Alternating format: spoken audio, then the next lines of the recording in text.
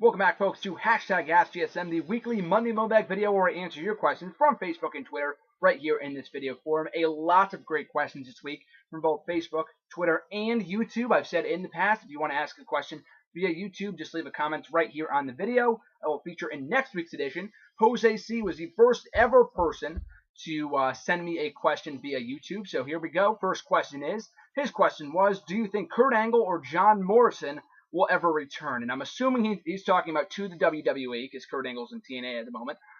In Kurt Angle's case, actually very funny that you mentioned that. He was on JR's podcast last week, Jim Ross. This has been a well-known fact for a while now. He's said in interviews promoting TNA events, he's talking about how he wants to go back to WWE. It's comical. And I personally would love to see Kurt Angle back in WWE. Like I've said and time again, almost every single fucking video.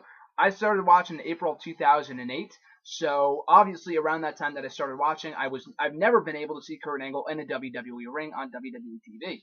So I personally, selfishly, would love to see Angle back in WWE, not on a weekly basis, wrestling every Raw, SmackDown Live event, NXT Superstars main event.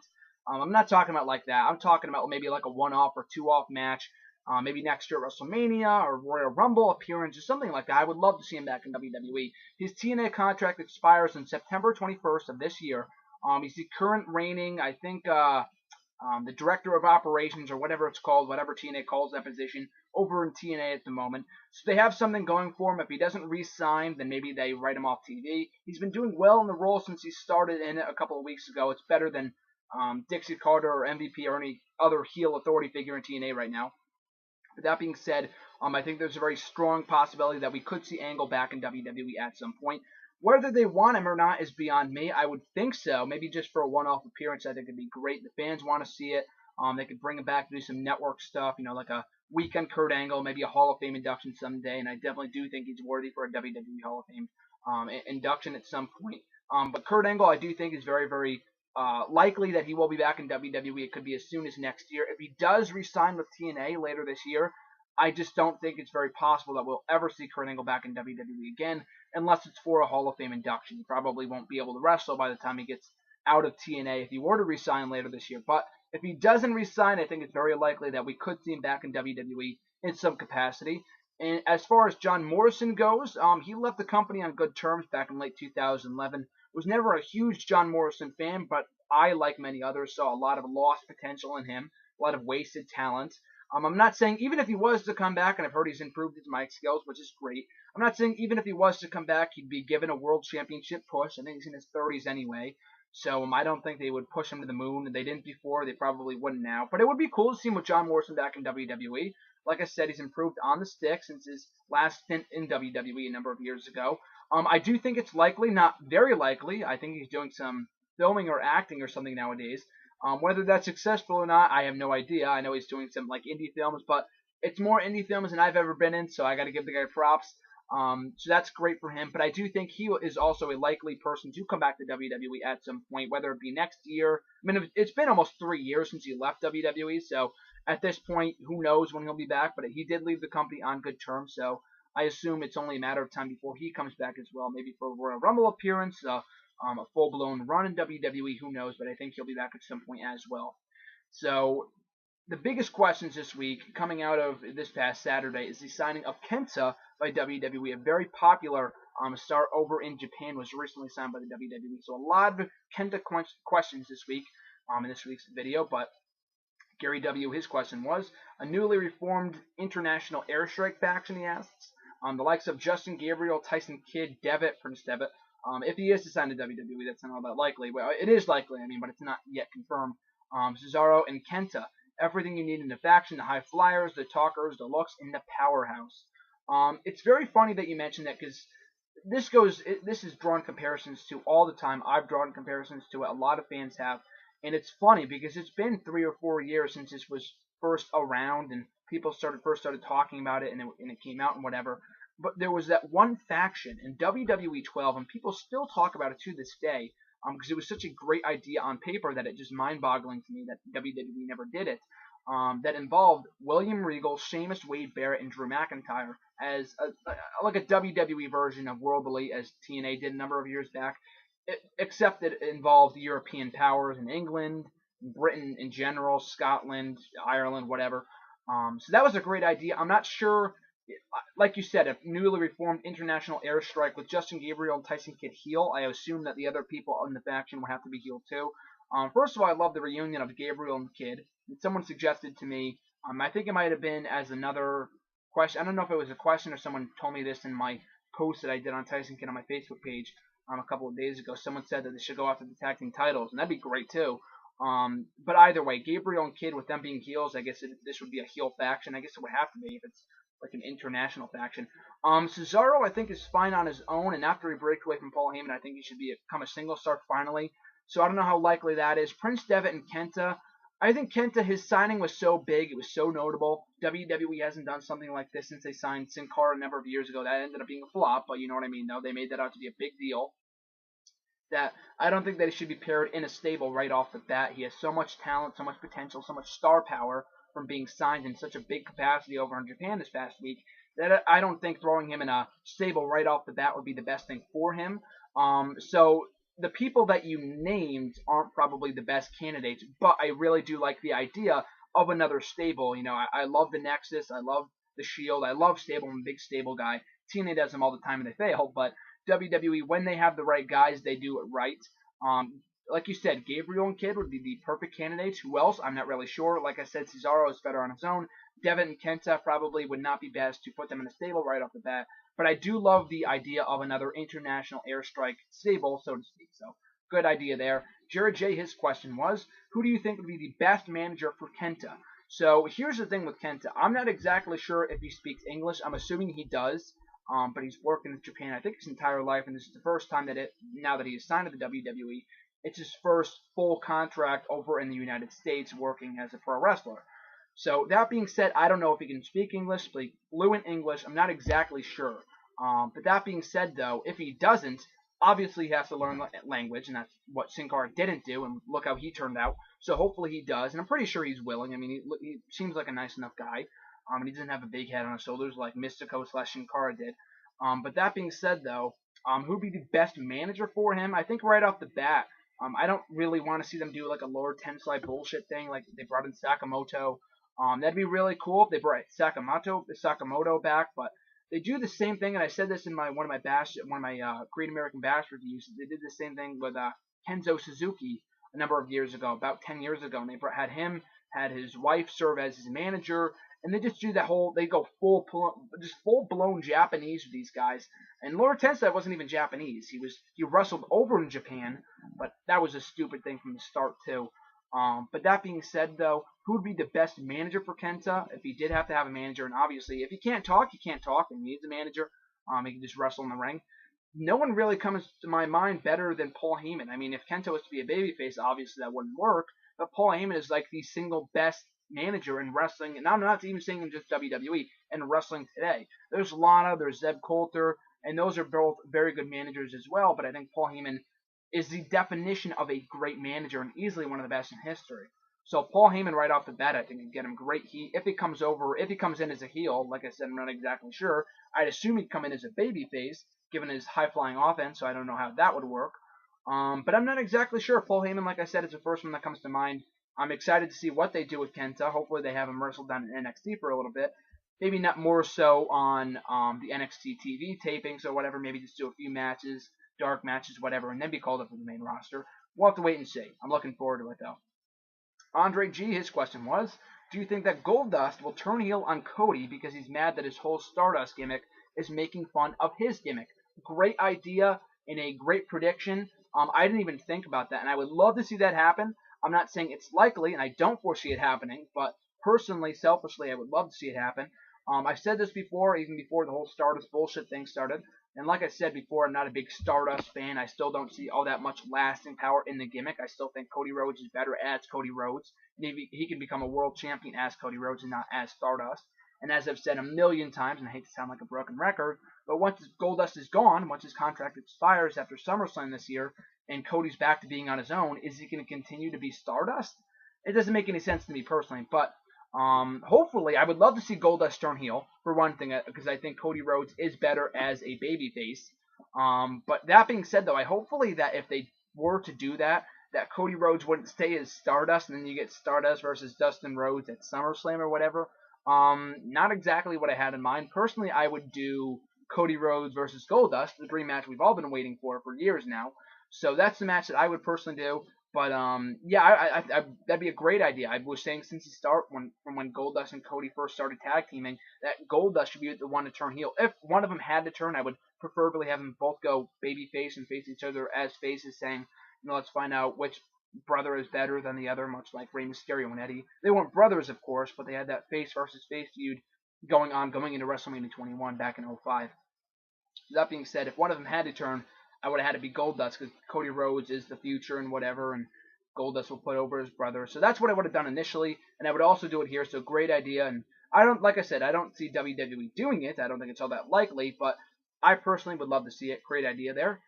Paul S. He's got a couple questions. First before his first one was, how do you think Kenta would fare in the WWE? The guy has great in-ring skills, and his GTS is more deadlier than CM Punk's. I can attest that. I watched a video the other day of it. Absolutely deadly. So he's 100% right there, and I'm a big CM Punk fan. However, he lacks mic skills. So how far do you envision him going in the WWE? I'm not saying main eventing WrestleMania, but how far? It's interesting that you say that because Daniel Bryan, also a very big indie star, one of the biggest independent wrestlers of the last 10 years, made his name on the indies. When he first came in on NXT, and you see his size, you see his look, he looks so generic. He said, "Oh, like my dream is to one day main event WrestleMania." I legitimately laughed. I never thought it'd be possible that he main event WrestleMania. I became a fan of Daniel Bryan later that year, but even when I was a fan of him, and I still am, even when I did become a fan of Daniel Bryan's, I still didn't see him standing a chance of one day main eventing WrestleMania. Granted, he did it in WrestleMania 28 as world champion. He kicked off the show. He was in a world title match, albeit for 18 seconds, but it was still a world title match. But even at that point, I did not see Daniel Bryan ever main eventing a WrestleMania, and he did that this year by beating Orton, Batista, and Triple H all in one night to become the new WWE World Heavyweight Champion. So, Kenta, never say never, I guess. And also, I mean, Daniel Bryan at the time, I don't know, maybe he was in his late 20s when he debuted. I think he might have been in his early 30s, whatever it was. That I'm not going to say just because Kenta's 33 or in his early 30s that he has no chance of becoming a big star in WWE. But I do think that if they give him the right push and they package him correctly, then he can make it pretty far. He's a great in-ring worker from what I've seen, obviously. I think that goes without saying, but from the matches that I've seen, I'm not a big indie guy. I don't watch Japanese wrestling and whatever. But from the matches I've seen, based off what I've seen and what I've heard about him, he can go very far if his in-ring skills are any indication. It's just about how far WWE wants him to go and how far he can go with WWE's push. I mean, this is a well-known fact. People have discussed this before. We talk about racism in WWE and African Americans never really getting all that far. Obviously, I'm not going to, forget about The Rock. He's half black, so he does count as the first black WWE champion, but full black WWE champion, we've never had one. And someone mentioned to me maybe it was in this video, I don't know. Like, why do black wrestlers always get jobbed out nowadays? Because almost every black wrestler in WWE today is an enhancement talent. Big E, Kofi Kingston, who else? Titus O'Neil, Darren Young's out with an injury, David Otunga isn't even on TV. So you know what I mean. But that being said, though, I digress. Going back on topic here. With Japanese wrestlers, WWE does not have the best track record of using them correctly. Kento Suzuki, they wasted. Yoshitatsu, a great competitor over in Japan, completely wasted for a comedy gimmick. Lord Tensai became a joke as well. I'm trying to think. Tajiri was also a great wrestler, probably got as far as any other Japanese wrestler in WWE history. Also, I wouldn't say he failed, but he became a comedy figure. So if WWE uses Kenta as a comedy figure with all the bowing and not saying anything in English and only saying Japanese and doing that all comedy bullshit, then he won't get far at all. And it's a shame because he's a great wrestler, and hopefully WWE is smarter than that and will use him better than they have other Asian talents. And I do think he can become a big star and can get over big, like I said before, with WWE's support and push. So that's my thoughts on Kenta and how far he can go. And like I said before, never say never in terms of one day main eventing WrestleMania. Daniel Bryan proved me wrong. I would love to see Kenta prove me wrong as well. Second question was, who do you think pulls off the best shooting star press move? Billy Kidman, Matt Sydal, aka Evan Bourne, or Adrian Neville? Adrian Neville, I don't think does a shooting star press. He has the red arrow, and it's like a corkscrew shooting star press. It's a bit different. And he actually did a backwards 450 splash a couple months ago in NXT. It was amazing. But of all those people, Billy Kidman's was really cool. Evan Bourne was known for the shooting star press. I'm not saying that he was a one-move wonder, but that was his go-to move and what made him famous, what got him over in the WWE was the shooting star press. I think Adrian Neville, out of all of those guys, and even based off his NXT work, he's great, but you go back to his indie work, he's even better, because WWE kind of limits as to what he can do in the ring. But based off what I've seen from Adrian Neville done in NXT, I would say that he has the best shooting star press, 450, corkscrew, moonsault, whatever you want to call it. I think Adrian Neville is the best, in my opinion. Paul's third question was, who has a better gimmick, Bo Dallas or Bray Wyatt? By far, Bray Wyatt. I think that goes without saying. I don't even know. I mean, no offense to you, Paul. I don't even know why that's a question. I mean, Bo Dallas is hilarious, and I wrote a column on this on my Facebook page a couple days ago. But Bo Dallas made something of all the hate that he got on NXT as a babyface. They turned it into a positive by making him so over the top and annoying that basically made him a heel and kind of a mock version of John Cena in a way. In being that thinking he's a babyface and inspirational stuff, it's hilarious. But Bray Wyatt has by far the best gimmick that WWE has had in years. One of the most beloved characters in WWE, even for being a heel. But it has a lot of potential in my opinion. It's been great over the last year since he first debuted in WWE a little over a year ago, almost exactly. But Bray Wyatt's gimmick is absolutely amazing, definitely the better of the two. And people say all the time, why don't they have Bo Dallas and Bray Wyatt acknowledge that they're brothers? That's goofy and stupid. Bray Wyatt is in a far different realm than Bo Dallas. I love both guys, but by no means necessary should they ever be acknowledged as being brothers. Or have IRS be acknowledged as her father. Just completely different gimmicks, and there's no way they can tie those together, so please don't. But his fourth and final question was, do you think we'll ever see a Sami Zayn versus Adrian Neville NXT Championship match at some point soon?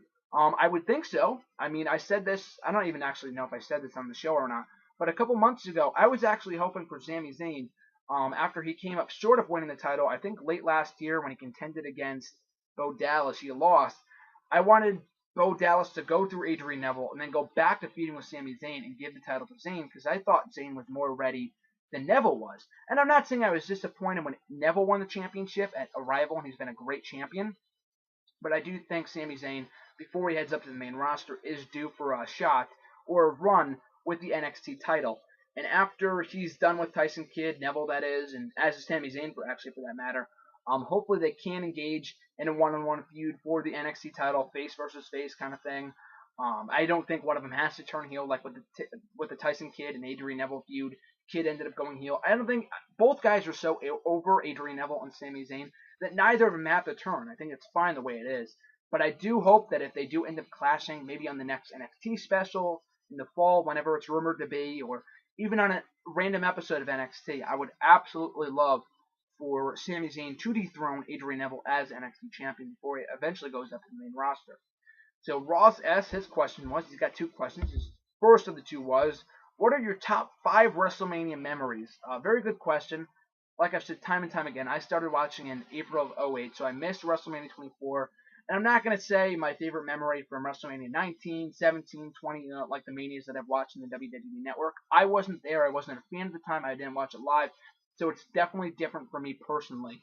But from the last 5-6 years that I've been a wrestling fan, let's see here. One, when Undertaker Shawn Michaels first happened at WrestleMania 25, I did not watch the match live. I did not even watch the show live.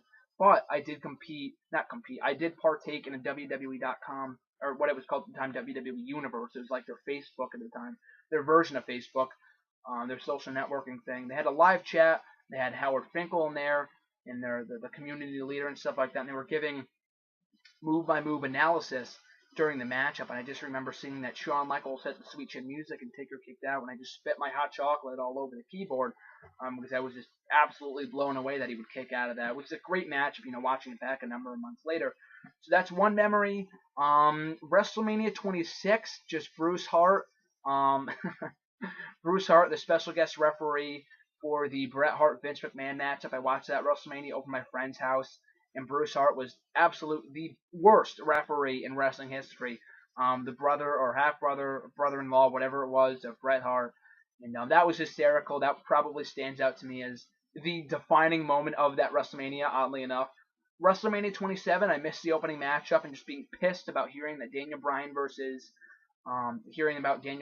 Sheamus being bumped for the pre-show. or being bumped from the card kind of pissed me off. So that's kind of one WrestleMania memory, I guess. Or there was really nothing from WrestleMania 27 that really stands out in my mind as being a memory. You know what I mean? But I guess missing Edge and Del Rio, I was kind of pissed about that. So I guess that's a memory. Rock beating Cena was a great moment in my opinion. I did not see that coming clean, no less. So that's going to be my top memory from that WrestleMania. WrestleMania 29, really nothing happened on that show aside from Undertaker, CM Punk. But I just don't have any memories of that. And WrestleMania 30, obviously, Daniel Bryan winning the WWE World Heavyweight title in the main event, as well as the streak breaking. That's going to be my top WrestleMania memory by far. That's one of those things that you'll remember where you were, who you watched it with, and all that kind of stuff. And I'll never forget that. But yeah, those would have to be some of my WrestleMania memories. I actually made a video on this on the channel right before WrestleMania this year, so cheap plug, go back and check it out. It might be in the random video blog section, so make sure to check it out there. And that was before WrestleMania 30, so it's from WrestleMania 24 through 29, so make sure to check that out when you get the time. The next question was, who are your predictions to be next released from WWE? Good question / not good question, if only because I don't like answering questions like this because I don't want to see anyone out of a job. I mean, as likely as it was for JTG to get released at some point, I'm not saying he should be fired. Like, I don't want to see him in WWE, but I also don't want to see him out of a job, and he seems to be doing fine for himself right now in the whole Crime Time reunion, but I hate when people write articles for Bleacher Report or wherever else, like, these people should be released or they will be released. Like, who fucking cares? It's people's jobs that are on the line. I mean, you can speculate all you want. I'm not going to say that they should be released, but anyway. If I had to pick someone that should be released, I'm not, like I said, I don't want to see anyone out of a job, but, like, if I was Vince McMahon and I had to cut money from the budget, one person that comes to my mind is David Otunga. Like, what the fuck is this guy still doing there? This guy's got he graduated from Harvard, and I mean, he's an intelligent guy, but the guy is terrible in the ring. They had that whole lawyer thing they had that going for him back in like 2011, 2012, and then they just did nothing with him. He hasn't been on TV in the last like 2 years, and he's still on the roster, and he was still in that WrestleMania Battle Royal like earlier this year for no reason, when one of those spots could have gone to someone more deserving. Like, why the fuck is this guy on the roster? So David Otunga should be released. I don't know if he will be released, like WWE likes to say, like, oh, we have someone that graduated from Harvard, and, you know, we don't have dumb wrestlers. This guy graduated from Harvard, so that's why we keep him on the roster. He worked for us. Like, maybe that's why he's still employed by the company. I don't really know. But, yeah, I would have to say David Otunga. Really no one else. They really cut a lot of fat earlier this year, in that whole, or last month rather, with the whole, you know, Black Thursday thing. But that being said, David Otunga, no one else really comes to mind right now. Maybe Darren Young. I mean, he's been out with an injury, so I don't know if they would cut him while he's out with an injury. And they got a lot of positive press from like the gay societies and stuff like that after he came out last summer. So maybe they wouldn't want to axe him. But yeah, I guess David Otunga would have to be my top pick for the next guy to be released. The guy just fucking nothing. Why is he even still there? The next and final Facebook question comes from, and I'm sorry if I botched this or mispronounced this, Chris Anunu, and his question was, do you think the Intercontinental and United States Championships should be unified? And if your answer is yes, who do you think the best wrestler to do the job for that is? Interesting scenario, interesting concept. People have been talking about this for the last week after Sheamus said on Main Event last week that he said that he would go on to win the vacant Intercontinental Championship in the Battle Royal this Sunday at Battleground, thus unifying the U.S. and IC Championships. So that got a lot of people talking, and why Sheamus is even in that match to begin with is beyond me. And if he isn't in that match to unify the titles, then it's kind of a waste. And some people are for the idea, some people are against the idea. I mean, I can go on a 10-minute rant about this. I'll try to keep it brief. But I was one of those people that did not want to see the world titles unified late last year. And I still think, and I'm not saying that they should be de-unified now. They spent up far too long trying to build this up as being important. So maybe you wait another couple of years before you de-unify them again. But that being said, though, I think it's far too soon to de-unify them now. I think that's just dumb. At this point in time, at least. But that being said, though, with the mid-card championships, some people say, no, we shouldn't have less championships. If anything, we should have more. Well, the more titles you have, the less the fucking mean. I mean, you might as well just give a shiny little belt to everybody. You know what I mean? That's always been my philosophy, the way that I see it. So that's why titles like the Cruiserweight, I mean, people have talked about this before, and if the cruiserweight division was properly brought back, then maybe you can bring that back, that championship. But like a European or a TV title, like that stuff is not necessary. You don't need feuds over championships. Well, people make the argument all the time. Well, the mid card is dying because we don't have enough. No, we don't have enough championships. Then make feuds that aren't over titles, like Dean Ambrose versus Seth Rollins is a perfect example. And I got a question about this a little later on. But you don't need to have every feud in the mid card be over a championship. It's possible to have personal feuds. Has anyone ever heard of that concept? Of just feuding over something that happened backstage or in the ring, or he turned heel on me. It doesn't have to be over a title. So at this point in time, these are my 2 cents on unifying the mid card titles. If you're not going to use them right, and they're just going to be props, and I do think, like I've said in past videos, and Wrestle Rant Radio, I've said this as well, that they have done a better job in the last few months of making both the US and IC titles more relevant by having them actually be defended and having them being held by prominent superstars. With Bad News Barrett out, it's a little bit different. It depends who holds it next after this Sunday. But if they're going to do something with the mid-card and make it matter, then I'm fine with 2 titles. If the titles are going to be fucking props and they won't use them correctly, then unify them. Like, what does it even matter if someone holds a belt for a year? You know what I mean? Like, I love Dean Ambrose. I love the fact that he won the title a year ago, but he didn't do anything with the championship. It didn't elevate him. It didn't elevate anyone that he feuded with. He didn't feud with anybody, for that matter. But it didn't elevate the title. It didn't elevate him. It didn't make any sense. So what's the point of having a championship if it isn't defended? You know what I mean? So if it won't be defended, then unify them. If they're going to actually make them matter, then I'm fine the way it is. But if they did have to be unified, if that's what your question is, if they should be unified, that's kind of partially what my answer is to that question. I guess it should be Sheamus. Just have him win the IC title on Sunday. Sheamus is not a lot of people's favorite wrestler.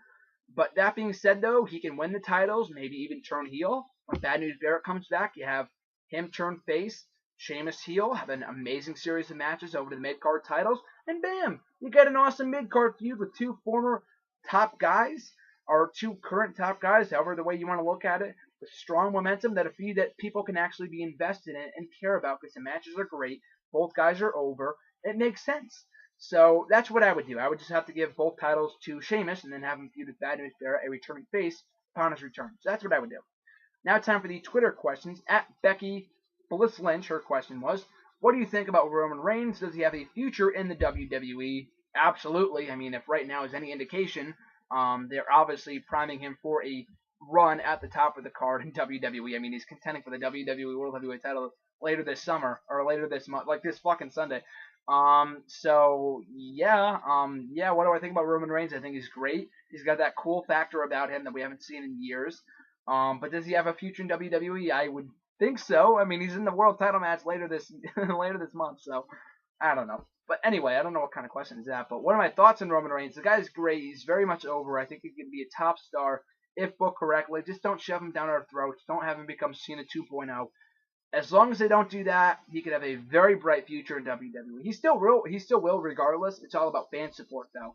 If he continues on this path of being Cena 2.0, and right now I don't really care, but some people are starting to turn on him. But if they do start, turning him into the Cena 2.0 version, then he could have people booing him by early next year. So hopefully they don't do that. But either way, he has a very bright future in WWE. That goes without saying. At KillaJF, his question was, I made a video on this yesterday, but thoughts on WWE Superstar debut method of squash matches week in and week out, and what's next after the squash matches, such now as with Adam Rose, Bo Dallas, and what their future holds. So I'm not a fan, if that makes any sense, of squash matches. Having Dallas beat Enhancement Talent every week. That's fine. I think if anything, they're crucial. It helps people get adjusted to the characters as opposed to just throwing them out there just randomly. I mean, I know the Shield succeeded in that way. Bray Wyatt, they were kind of just thrown out there too and had that feud with Kane. I mean, the top star, yeah, I guess. But anyway, they were just kind of thrown out there too, and they all succeeded. But I think it's also a great idea to have someone go out there, beat Enhancement Talent or local athletes, which we haven't seen since the likes of Ryback a couple of years ago when he was squashing them every single week. But it gets to a point where it starts to get old.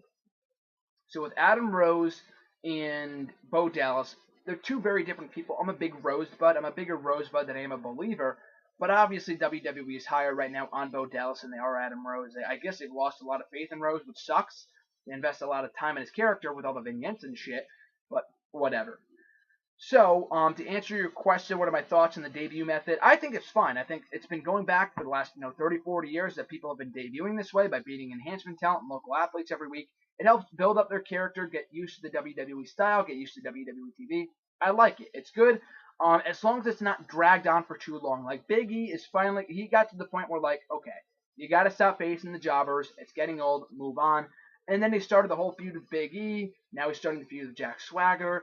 So that's good. Bo Dallas needs an actual feud. Adam Rose, I guess they've lost. Like I said, they lost all faith in him. So I don't know what the hell is next for Adam Rose.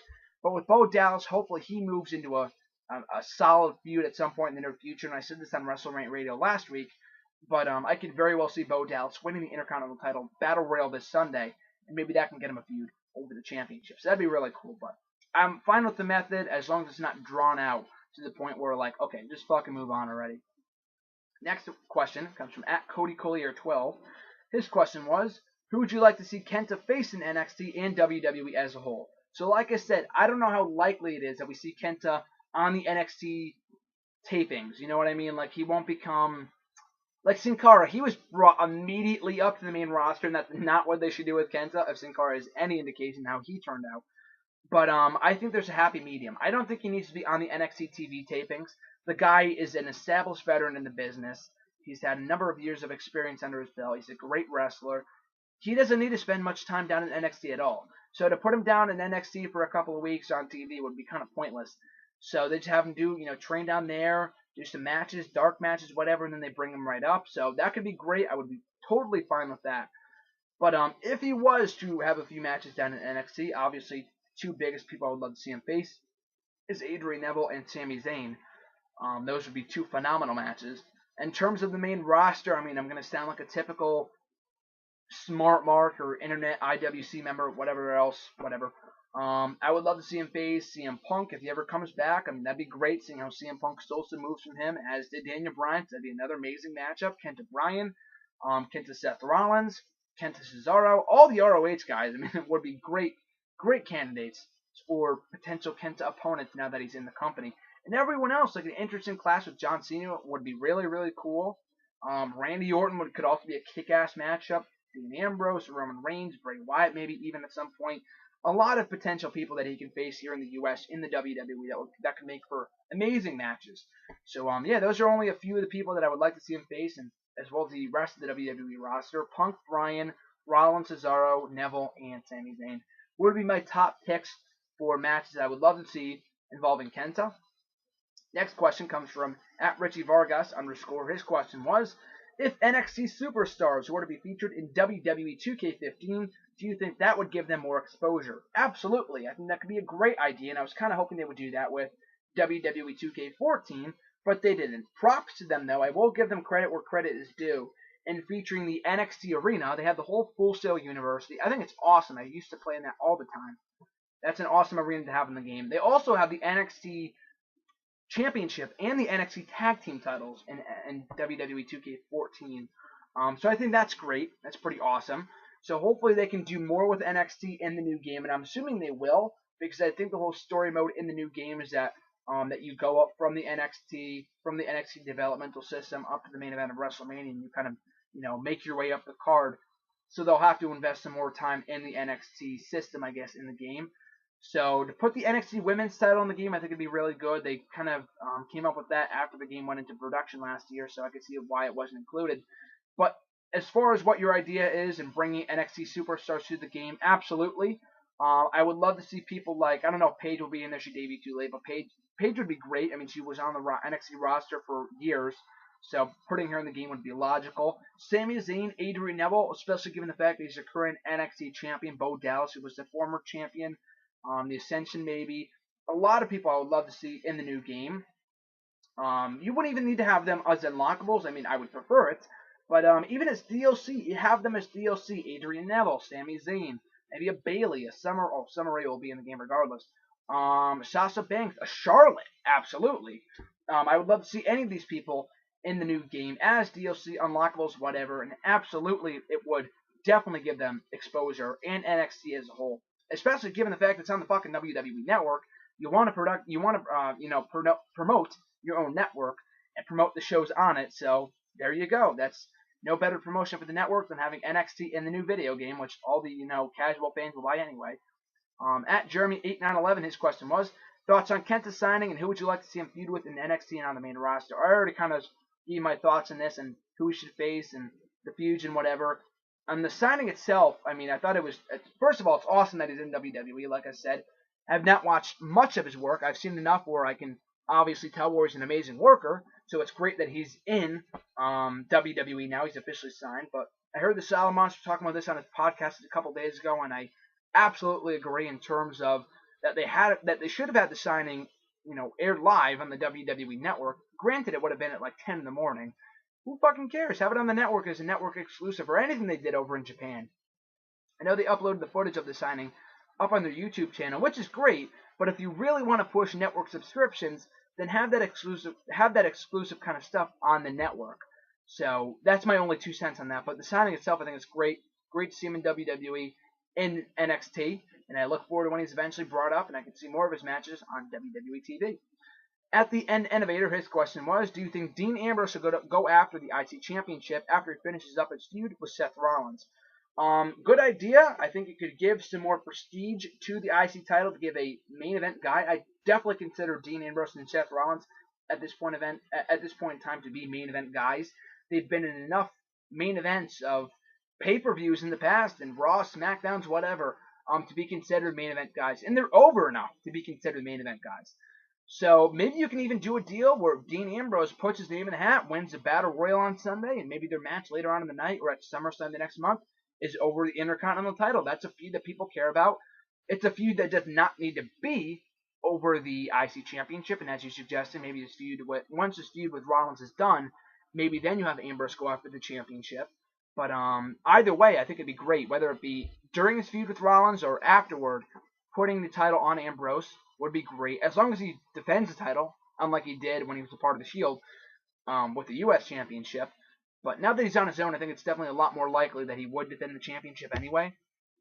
So that being said, though, a great idea. Wouldn't mind it, as long as they make the title feel relevant and put it in great feuds and great matches with Ambrose and him being one of the most over guys in the company. I think it could be a good idea if it's executed properly. At WWE TNA Fan V2, his question was, who is your favorite WWE Diva and Superstar currently? It's kind of a hard question because Superstar would have been CM Punk. All time is William Regal. Currently, it would have been CM Punk. His contract, I assume, expires in a couple days. So once he's no longer under contract, it's kind of hard to say he's my favorite current WWE Superstar. And I mean, I've put a lot of thought on this in the past. Like Christian, he's currently out with an injury, and he would have been one of my favorites, or is one of my favorites, but he's out with an injury, and he might be retiring by the end of the year. So I don't know if I could say Christian. Jericho, I guess, would have to be my answer. Dean Ambrose is rising up that list. According to my Royal Rumble game that I held earlier this year on nextwrestling.weebly.com, it would be Sheamus, but realistically, it's not. But I guess Chris Jericho, since he recently came back, and Miz would have to be at the top of the list as well. But yeah, Jericho would have to be my favorite superstar currently. Favorite WWE Diva currently. I love Paige. I love Alexa Bliss. I love Bayley. I love AJ Lee, Paige, whatever. So Paige is almost up there. It would have to be AJ because I've been a fan of hers longer, dating back to when she debuted in NXT 4 years ago. So favorite Diva currently, all time is Maurice. Currently would have to be AJ, I guess. Paige is definitely up there on the list as well. So those are my favorite Diva and Superstars currently. At Chris Krieger, his question was, if you could change a WrestleMania venue to improve a less than stellar show, which one would you do? Great question. I've never heard this asked before to me or anyone else. So very innovative and original question, so props to you for that. I haven't seen enough WrestleManias to know that which ones were less than stellar. Like, I know which ones were terrible, like WrestleMania 9 got terrible reviews, and I can see why, looking at the card. But I mean, I haven't watched enough. I haven't watched enough WrestleManias to know, like, oh, that one could have been better if there was a better crowd. Maybe a better card, but a better crowd. I don't know if the crowd is always a problem. Two WrestleManias that come to mind: WrestleMania 27. I mean, the card, whether it would have been held in front of Chicago or one of the hottest crowds in the world, or not, it really doesn't matter because the crowds come from all over the world anyway. So it's like you're seeing the same people at the shows every year. I know it's a different crowd of people, of course. It's a different city, but a lot of the people come from worldwide anyway. So it really doesn't matter all that much now that I kind of think about it. WrestleMania 27 maybe, but I mean, this is kind of taking a shot at myself, but one WrestleMania that probably could have benefited from a better crowd, maybe WrestleMania 11, held in Hartford, Connecticut, and grand old CT, where I'm from. WrestleMania 11 was not a great show, probably, as you said, a less than stellar show. So maybe had it been in a better city, a bigger city, a hotter crowd, maybe then that could have worked. And yeah, maybe that could have been a better WrestleMania or been looked upon as a better WrestleMania than what it was. So yeah, WrestleMania 27 and WrestleMania 11 are the first shows that come to my mind. At Ethan Loves WWE, he's got the final 3 questions for this week's show. First one was, do you think that it was smart to turn Cesaro heel and pair him with Paul Heyman, seeing how his momentum seems to have greatly decreased since WrestleMania 30? A lot of people have said this. I mean, I think it would have been better off had he just turned babyface right after WrestleMania. I'm not saying pairing him with Paul Heyman was a mistake, because I still think to this day that it's a good pairing, a very good pairing. It's logical. They work well together. And I wouldn't even go so far as to say that his momentum is greatly decreased, maybe a little bit, and people aren't as anxious to see him turn babyface. And it will be happening soon, sooner rather than later. It's bound to happen. So I won't say that it was a terrible idea to keep him heel. I think it just kind of makes people wait a little bit longer for that inevitable moment when he turns on Heyman and maybe even turns on Lesnar and have them feud over the championship. So I look forward to when that happens. But either way, I wouldn't say it's a terrible idea that he was paired with Heyman. Nor would I really would say it's smart. I mean, he's been in that kind of tweener role for the last couple of months. He's been garnering some good heat in his heel tactics. So like I said before, he works better as a heel, but he was, organically getting over as a babyface. So like I said, I don't think it was a terrible idea to turn him, or to keep him heel rather, coming out of WrestleMania. And I think it just kind of prolongs the inevitable when it comes to his eventual babyface turn. So I can't really give you a clear answer. I just don't think it was a terrible idea that they kept him heel. I don't think it was the best thing to keep him heel, or to turn him face, whatever. You know what I mean, though. But I do think it will happen eventually, so I'm not really mad about that.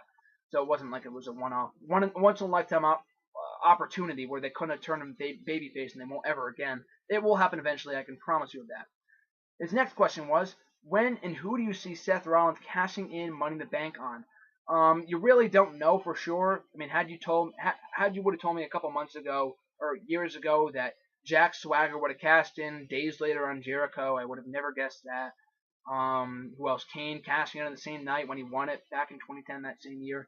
Never would have guessed that. Del Rio, I mean, that was kind of predictable, I guess. I didn't really see that happening anyway, but anyway. I don't really know when. I mean, let's look at it this way. Cena will probably be holding the championship until SummerSlam, when he is rumored to drop it to Brock Lesnar. If Brock Lesnar loses his SummerSlam, I'm fucking done. I don't know what the point of that would be, of him breaking the streak only to job to Cena again for the championship. That would make no sense to me at all.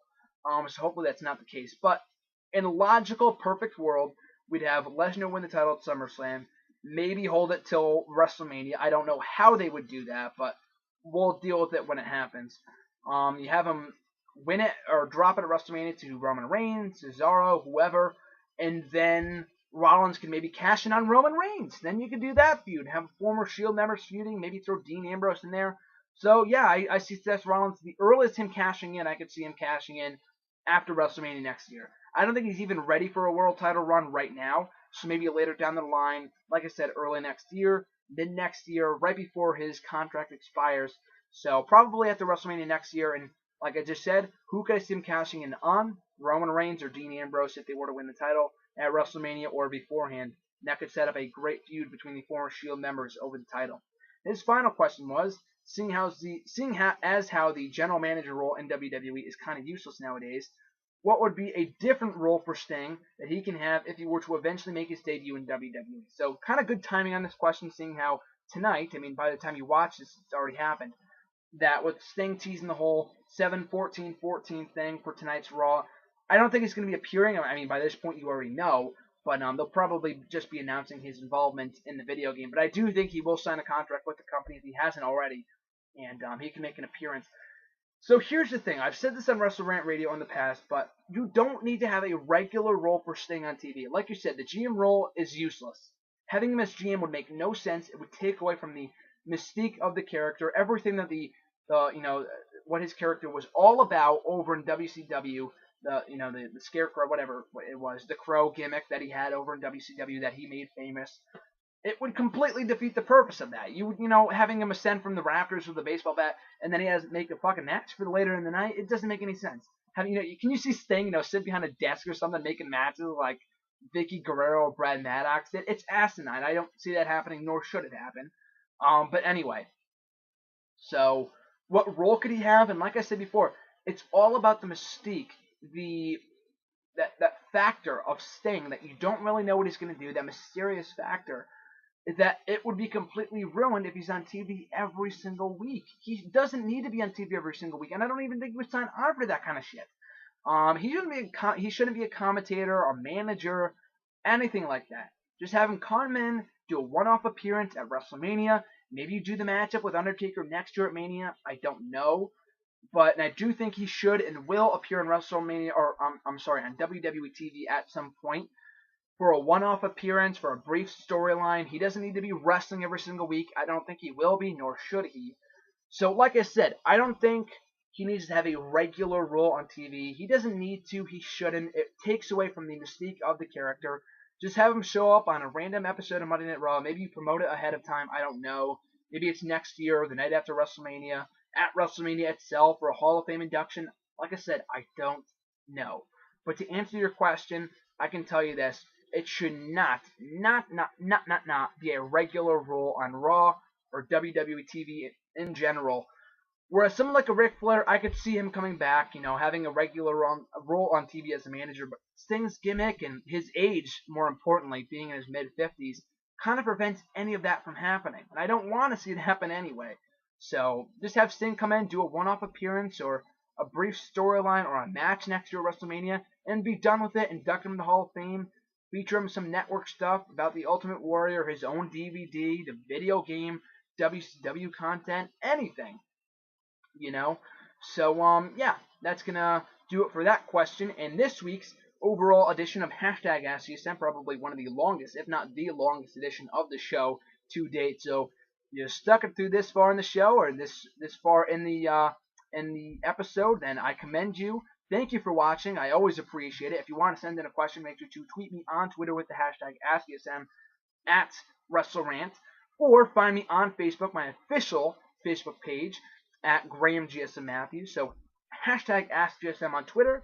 On Facebook, you can just leave a comment on the wall, or you can leave a comment on the post I usually put up on Sunday night asking for the questions. Or like Jose did last week, you can leave a question down below in the comment section. I will feature in next week's video. Like I said before, thanks for watching, guys. Always appreciate it. This is Graham GSM Matthews, and I'll catch you guys down the road.